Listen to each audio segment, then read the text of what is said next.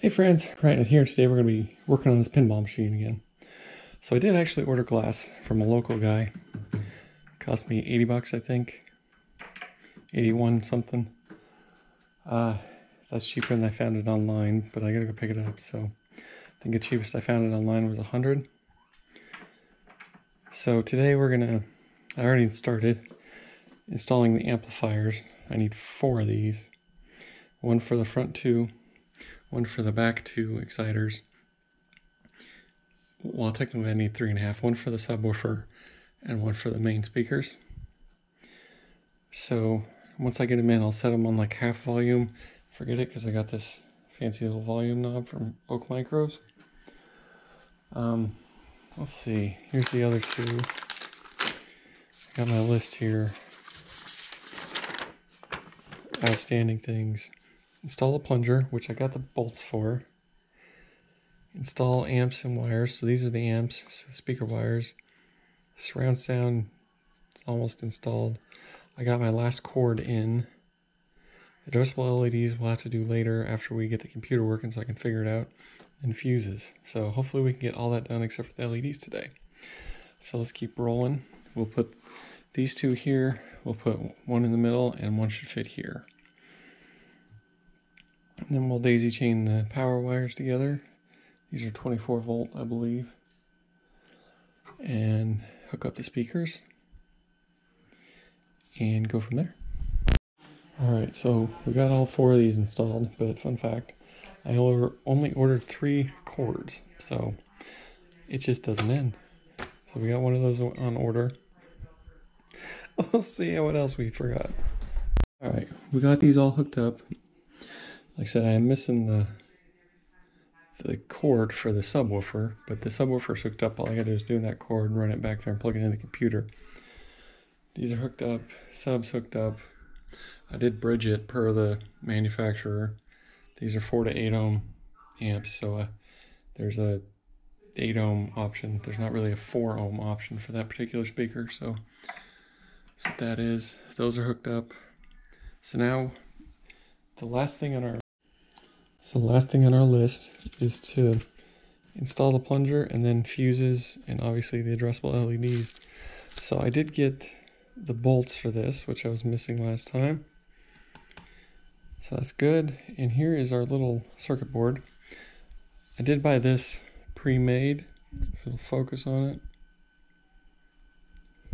Try this. So anyway, it did not have this little crimper thing connected to it, so I gotta do that. Solder it.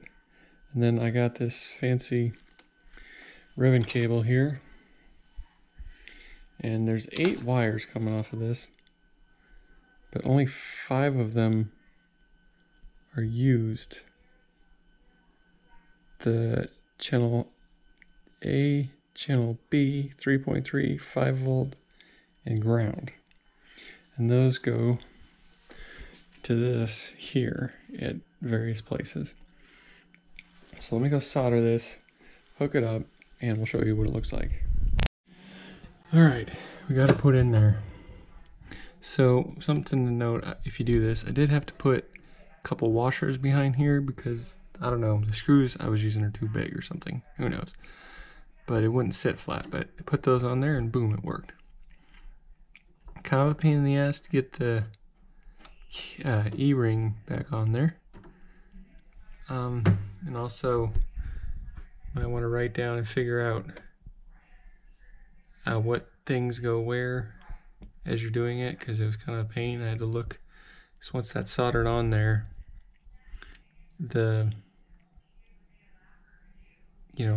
labels are all covered up, so I had to look back at pictures and stuff. So looks good. It does overlap the leg a little bit, but I knew that going in once I moved this down.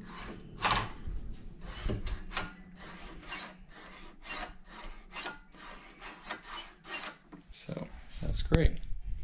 All right, next is the fuses. On this more so people can correct me if I'm wrong versus this is what you should do, because honestly I'm just guessing. So the contactors, I put a 1.5 amp fast blow fuse. The gear motor, I put a 3 amp fast blow. Shaker motor, I put a 5 amp fast blow. For the chimes, I put a 1.5 amp slow blow. I don't have a repeating bell, so that one's blank.